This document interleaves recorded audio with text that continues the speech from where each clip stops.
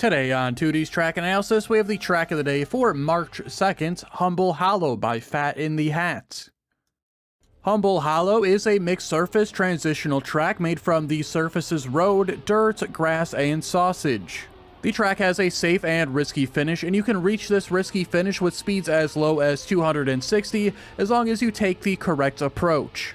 You can also reach this risky finish with a standing respawn at the final checkpoint. It is a bit tricky, but it will save you 0.4 of a second. For the difficulty, I'd say it is slightly harder than an average track, rating it a 5.5 out of 10. I completed the track with a time of 44.893, which was 4 seconds ahead of the gold medal time and 0.4 of a second ahead of the author medal time.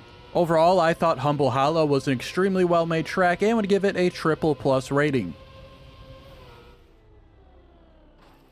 For the analysis today, we are using the current world record ghost driven by That Ski Freak, and they had a time of 44.221, and this is 0.672 ahead of my personal best.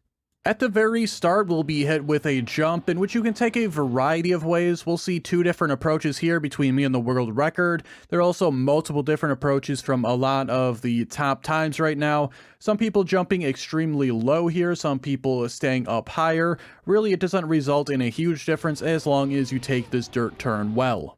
And to make this dirt turn well, you want to start on a far outside line here, make your way through the turn, and on the exit, again being on a far outside line.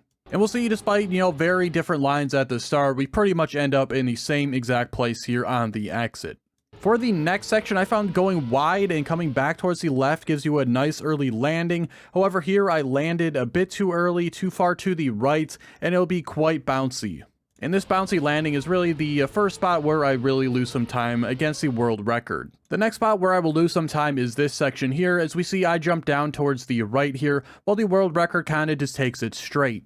This straighter approach sets them up for the ability to take this nearly full speed through this section. They do release gas just slightly around this area, while I go for the drift through this section. I tried to do this releasing gas approach, really couldn't do it, so I opted for the drift instead. It's not much worse, but it is not the ideal option. You do want to take this turn pretty tight, as being wide on the dirt will send you up the wall. The approach for this jump here can be a bit tricky to figure out. As far as I can tell, you want your right tires to be on the white here, and your left tires to be on the black area. The world record and my approaches here are extremely similar. However, right before the jump, the world record turns up a little bit towards the left, which will get them earlier ground contact on the other side. The small amounts of extra airtime that I got made me turn a little bit later than I would have liked, and I end up on a bit wider line here than I otherwise would have wanted. For the grass to road connection here, you actually want to slide a little bit. I believe if you have full grip, you cannot make the turn.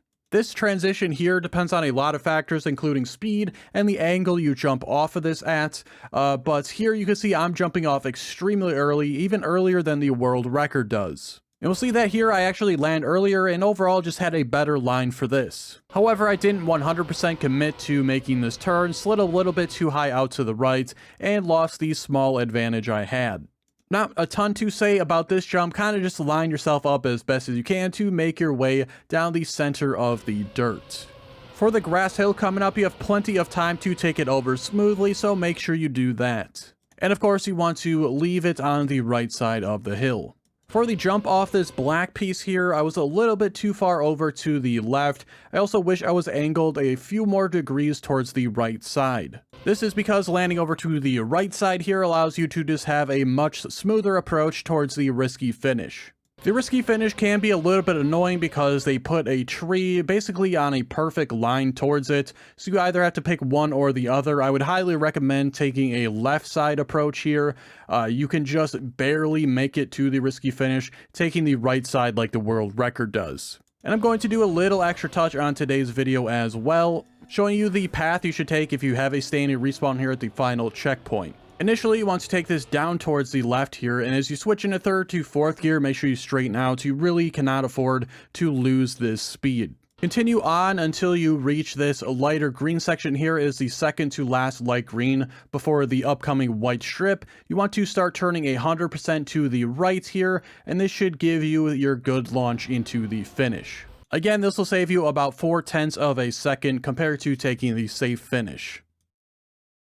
Obviously, with the triple plus rating today, I greatly enjoyed the track, found it very fun, a lot of little things you can do to try to shave off some time, very huntable track, and a joy to drive. We'll keep it short today, so I hope you enjoyed. If you did, be sure to like the video and subscribe. Check the description for links to my Twitch and Discord if you are interested in those, and be sure to check out all the other Trackmania content on the channel. Thanks so much for watching, and I will see you guys tomorrow for the next one.